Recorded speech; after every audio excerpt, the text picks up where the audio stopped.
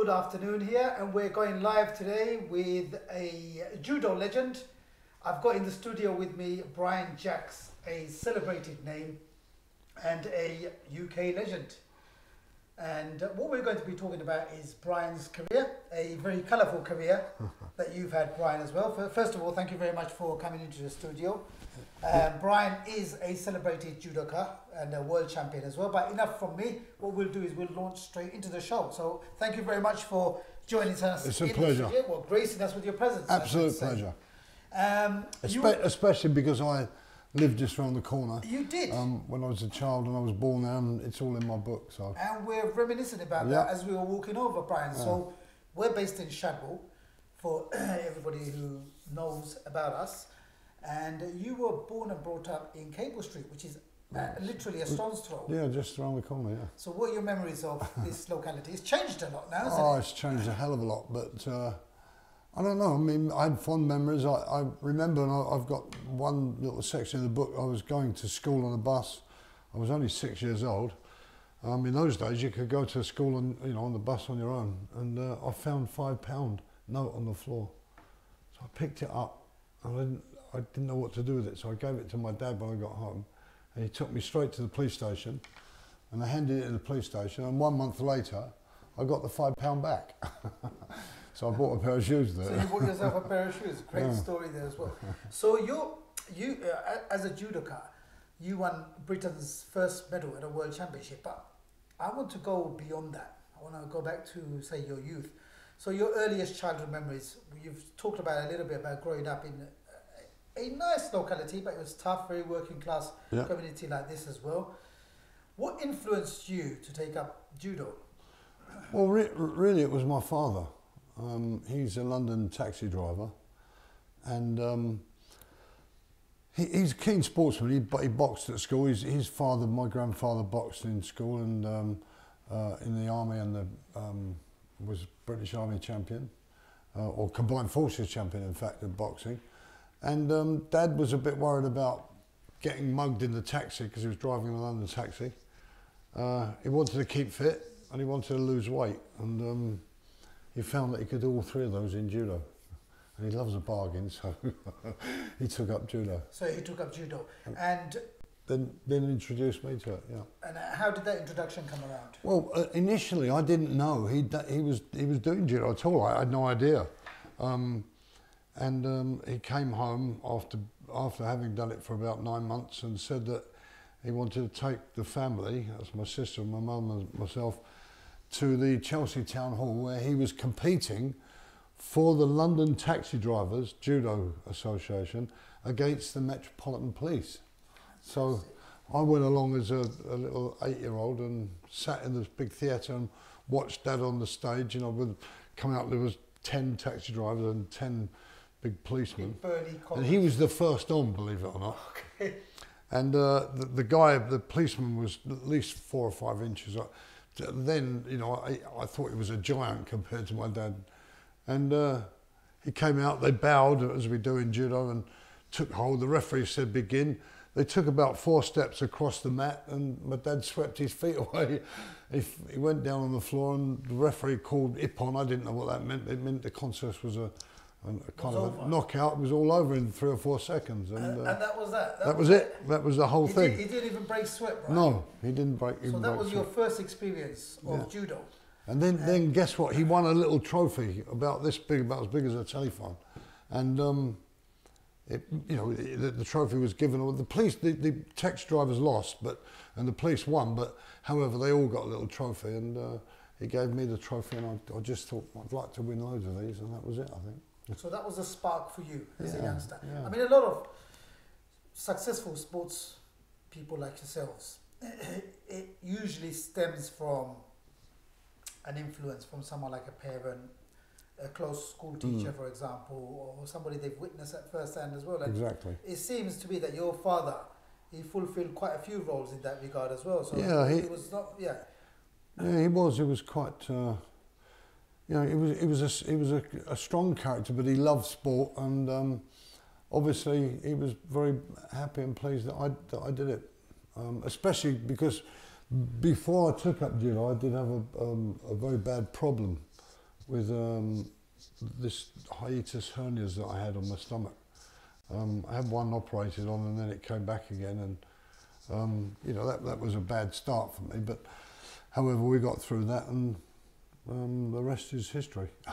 So Brian, did you start training with your dad, or did you join youth clubs? Or No, my dad took me along to the judo club, and at that particular time, this was like 1955, I think, something like that, 56. I was the, 54, I think it was. I was the only child there. It was with my dad, you know. And then my dad's friend took his child along, and then a class started, you know, a junior class. And this was at the Oval in Kennington, where the big judo club was. That was quite good fun. And did you go once a week, twice a week? And we did twice a week to start with, on the beginner's course, where you learn how to fall and all the rest of it, which I must admit, even now I still found that very boring.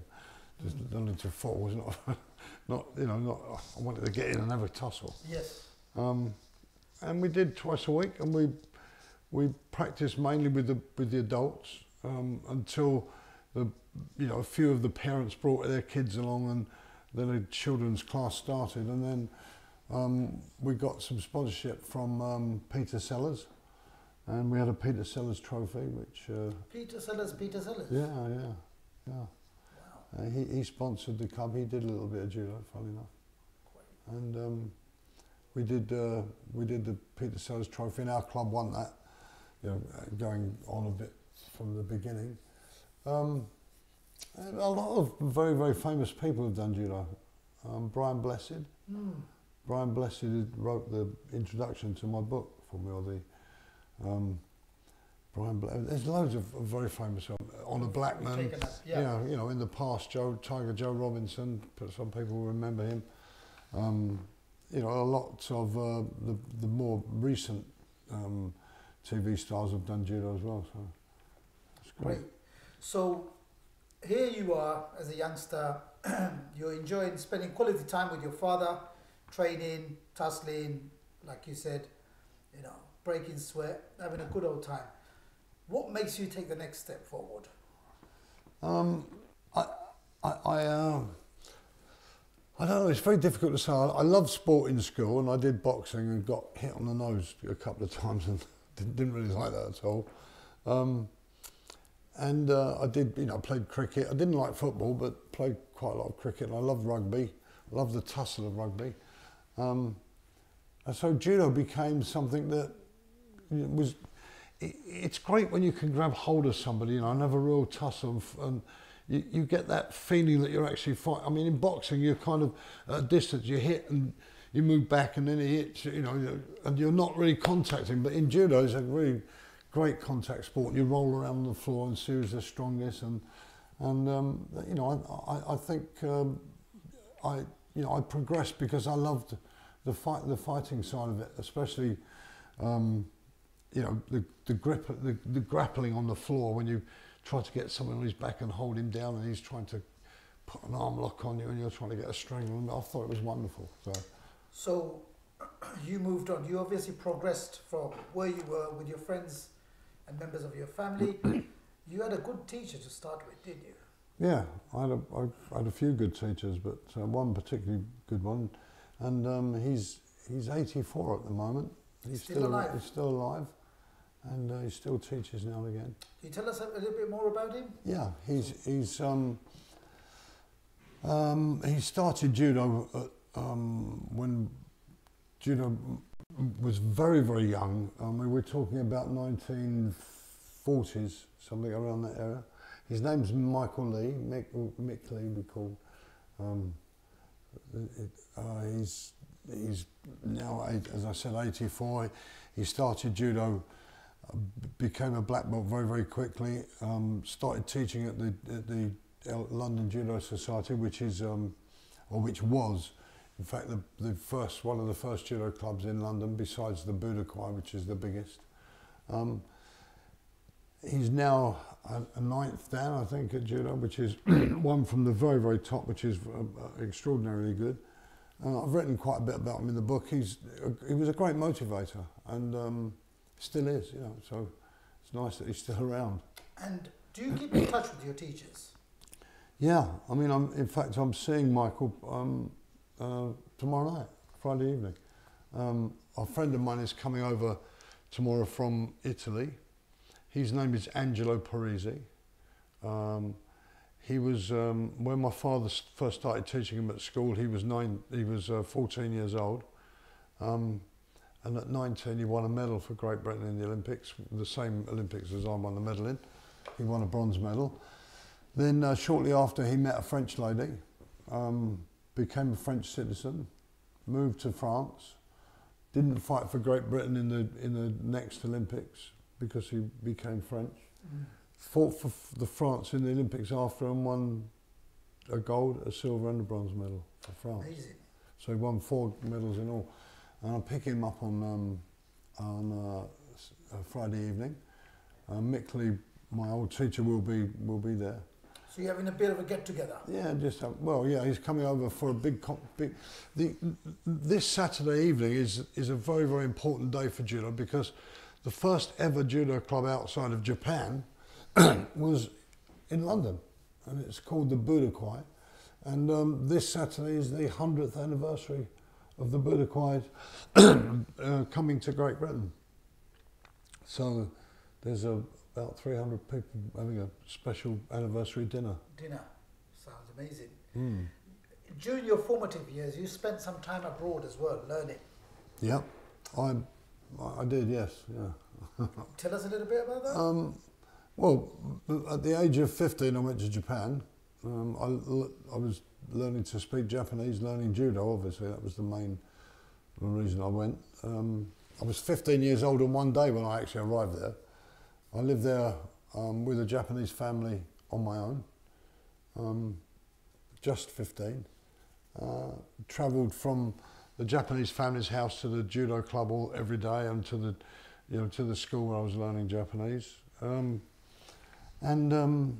Got beaten up in the judo hall in Japan by all these tough young Japanese people, and that's really how I was there a year and a half, and that's really how I became a mature judo player, you might say.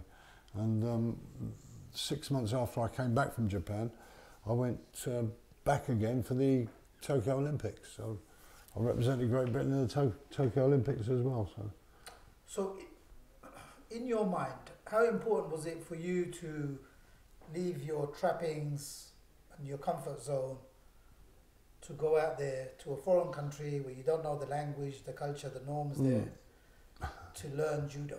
It's not something that happens readily in 2018, does it? I mean, to answer your question, I've got to tell you that at the age of 15, when I look back on it now, at the age of 15, I didn't realise what a traumatic experience it would be.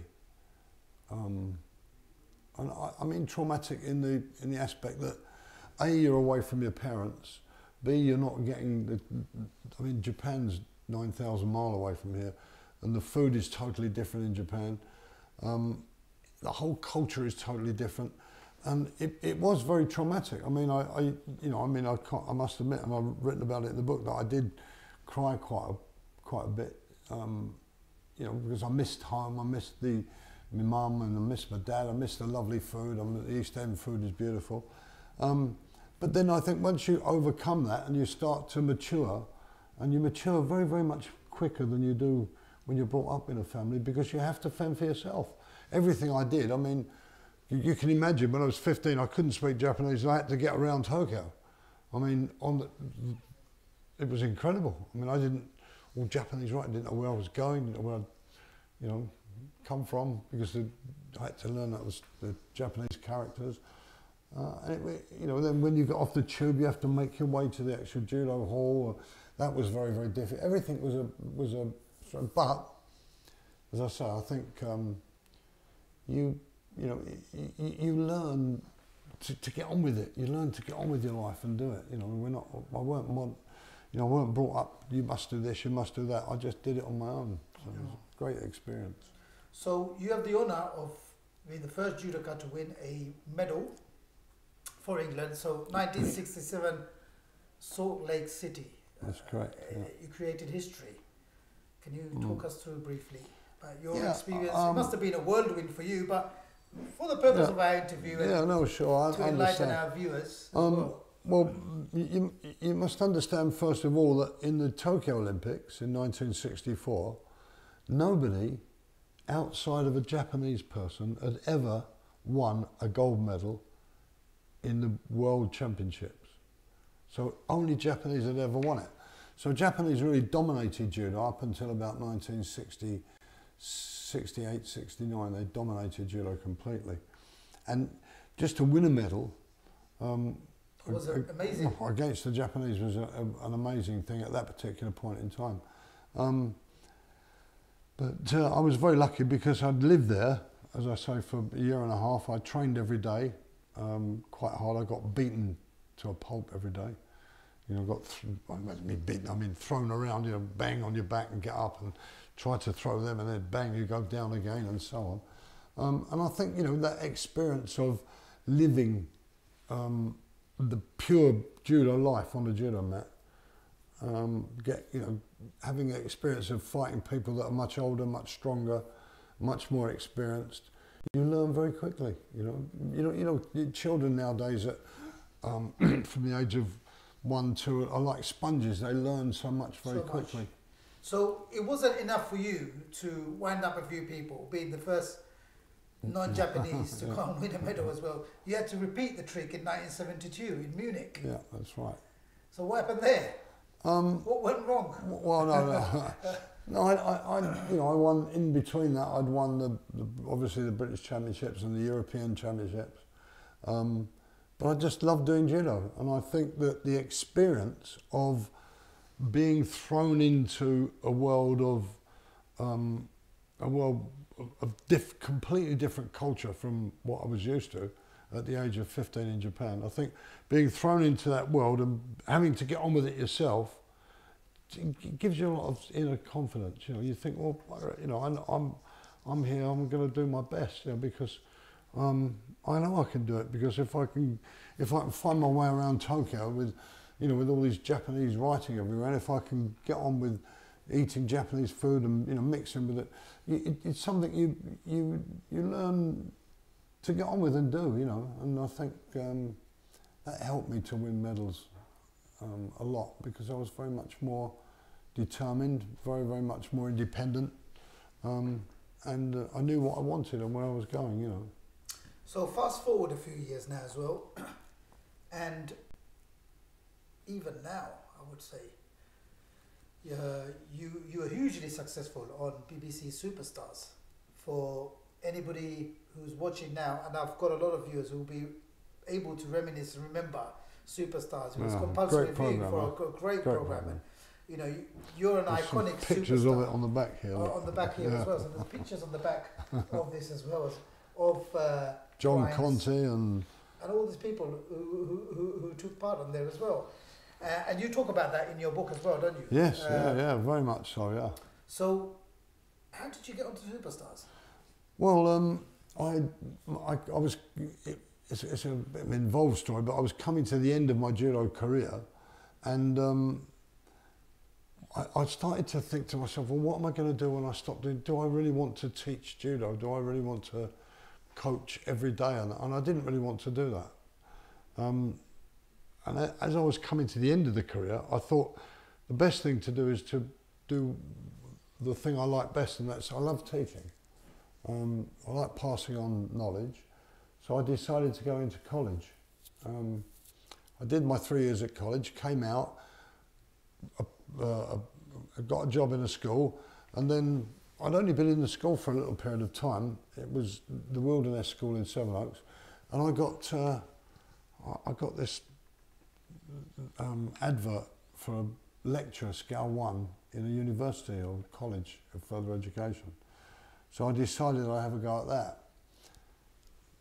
What happened was I phoned the college up, the guy answered, and I thought, I know this. It turned out to be my teacher at school, my very, very first teacher at school, in the secondary school rather. And he was head of department in the college, so I got the job. And when I went for the job, I said to the head of department and the head of the school, I've finished competing, I'm not going to compete anymore. So they were worried about me having time off to train. And I'd just had enough of judo. And I'd only been in the school for 3 months. And I had a phone call from the BBC saying, would I like to go into the Superstars? So I said yes. And they said, well, this was a Tuesday. And they said, well, if you can be in Cwmbran on Thursday. I said, no, that's too quick a notice. Give me longer notice. So they gave me the next series, which was 7 weeks' time. And I went to the head of the department and said, look, I've been asking to this TV Superstars and the BBC Superstars, I'd like some time off for training. And he said, when you took the job, he said you'd finished with judo. I said, well, I've finished with judo, but this is a different thing. This is the Superstars, a massive TV programme. And he said, well, we're not prepared to give you any time off. So I handed my notice in, trained for 6 or 7 weeks for the Superstars, and fortunately won the British, won the Europeans a couple of times, and I'm very lucky that, you know, I went that way because I didn't have a job. And amazing, and you've got an amazing legacy there, Brian. Do you think something like this could be resurrected in modern day TV viewing? The actual programme? Yeah. To be honest, I don't think it can. And the reason I say that is because there's so much money in sport now. Being a good sportsman, in football, in athletics, in many of the sports now, boxing, that it would be too difficult to get people to compete at the top level, because obviously they don't want to get injured for the football match, they don't want to do this and so on. So, I'm not too sure if they could bring it back again now. It'd be too difficult. Because we did 10 different sports. We did cycling, swimming, canoeing, weightlifting. We did gym tests. We did basketball. On the subject of gym tests, you shattered a few records, didn't you? Yeah, quite a few. Quite a few. I've lost count how many actually. Quite a few there as well. And the funny thing, let me just tell you, sorry, butting in. Let me just tell you that every time you broke a record on the Superstar program, the BBC Superstars, Ferguson and Philips were two of the big sponsors, and they gave a TV set away. I had about 14 TV sets, especially with the arm discs, because I did, the first record was 47, then 53, then 68, and I kept breaking it. So what do you do with all these TV sets? Well, in the end, I said to the director of Ferguson, I said, look, can't you give me a washing machine or something different? So they were very kind, and they gave me some different electrical bits. I'm trying to imagine your home, brother. So you've got one in the landing, you've got one in the passageway, terrible, really. kitchen. I was giving them away. You're giving them away. Right.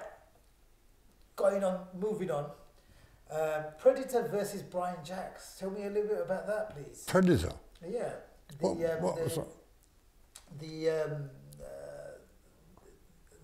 The Predator series.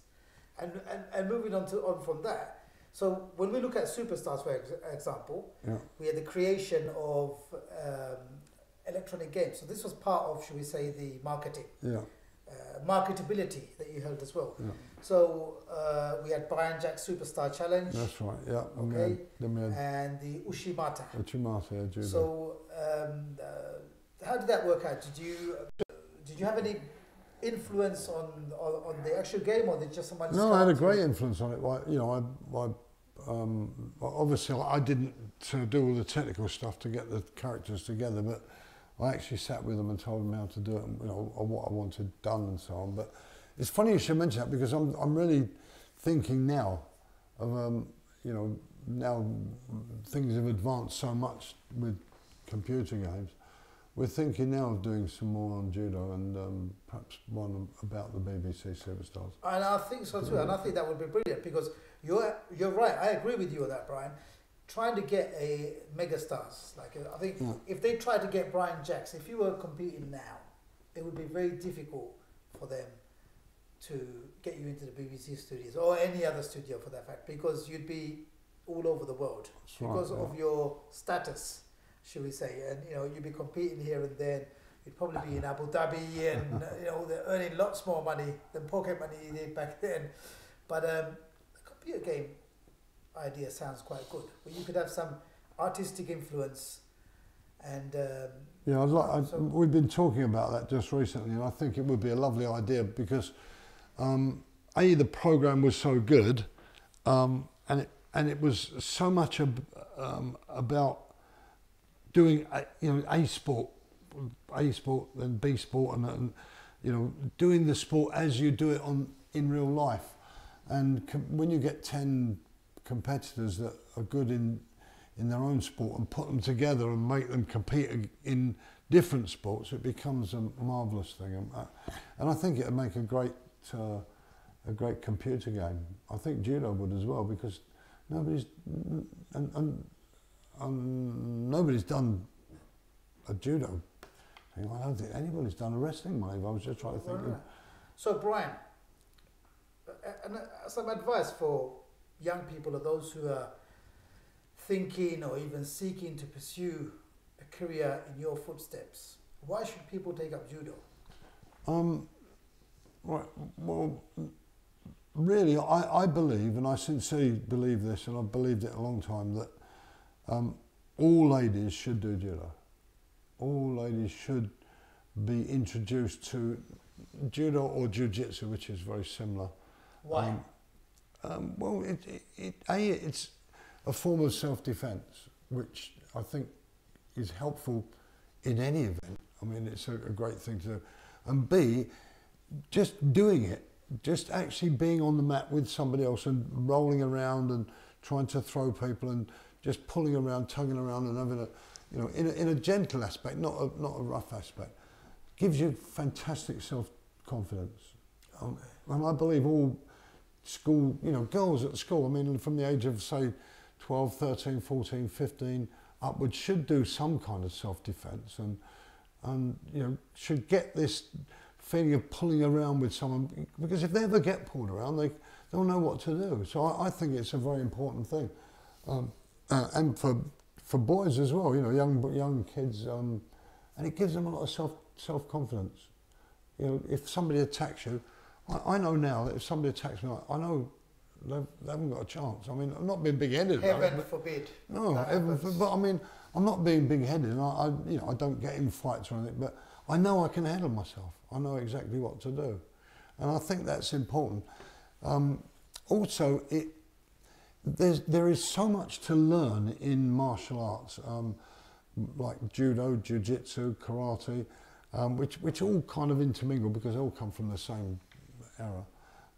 There's so much to learn there that it's great. I mean, it gives you so much self-confidence, and I think everybody should do it. I mean, I really do. I mean, I think they should do it in schools, really. And what are you doing with yourself now? You've got a very nice tan, I've noticed. So what are you doing with yourselves now? Well, I live out of the country a bit of the time. I'm backwards and forwards. I live in Thailand, and my wife has a business there. We have a block of apartments. So I'm backwards and forwards all the time. And the weather's beautiful, as you know, there. And the lifestyle. And the lifestyle. And I also heard a little rumour, a little bird tells me that you're very good friends with Mickey Pierce. Yes. Only Fools and Horses, Mickey Pierce. In fact, I came back from Thailand just 5 days ago with his brother, Mickey's brother. He was over there visiting us, so we came back together. He's a great friend of mine as well. But Mickey's trying to get his daughter over. I don't know if you know his wife and his daughter. At the moment, I think that he's applying for citizenship here and so on. But he stayed at our apartments for quite a while. Good luck with that, Mickey. Do say hello to Mickey. No, he's a lovely guy, really is. Yeah. And lastly, Brian, we've got a fantastic book that you've written. It's titled Brian Jacks, The Mindset of a Champion. And it talks about Brian's life. Now, just looking at it, I'm not going to give away anything, but there are 578 pages in there, and it's a completely riveting read. Now, in 60 seconds, could you please sum up, Brian, what this book is about? Well, we've talked today a little bit about my life, but it starts from a very young age of about 5 or 6, and it goes right the way through to what I'm doing currently at the moment. So the whole book is a lot about what we've talked about today, but obviously in a lot more detail. I was asked to do it by my son because he's just had my first grandchild, which is little Millie. She's a year old now, just over a year old, and he said it would be a fantastic thing for her, you know, to have the benefit of the book about a granddad, you know, because she's only got one granddad. So so that was it, you know, that's what we did. Phil was one of the catalysts in inspiring you to... He was the inspiration, definitely. And yeah, but if anybody would like a copy, they're not in the shops yet. You can only get them through my own company. And it's www.brianjacks.co.uk. Or you can get it through, how else can you get it now? eBay. eBay, you can get it through eBay. And one other way, oh yeah, you can get through my own email address, brianjacks129@gmail.com. brianjacks129@gmail.com. Yeah. Is that a signed copy? Signed copy, I'll sign them all and send you a photograph as well. Amazing. Well, it's been a complete pleasure having you here, Fabulous. Brian. Thank you very much for your presence. I mean, the team at LB24 TV Sports themselves have been quite starstruck. One or two had heard of Brian Jacks, so we had to give them a little lesson, a history lesson on who this gentleman who's coming into the studio is today as well. And I think you've just seen for yourself.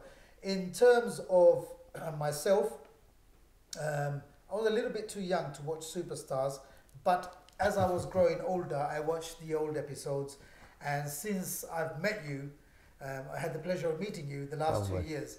I've obviously been doing my own research as well. And what I can say is that as a sports coach myself, I've found your example and your attention to detail and how you looked after yourself whilst you were growing up. And I've also gone through your story as well, and I've found it absolutely fascinating. So we wish you the very best of luck with everything going forward. And you're always welcome to come back on the show. Thank you very much indeed. It's been a pleasure coming.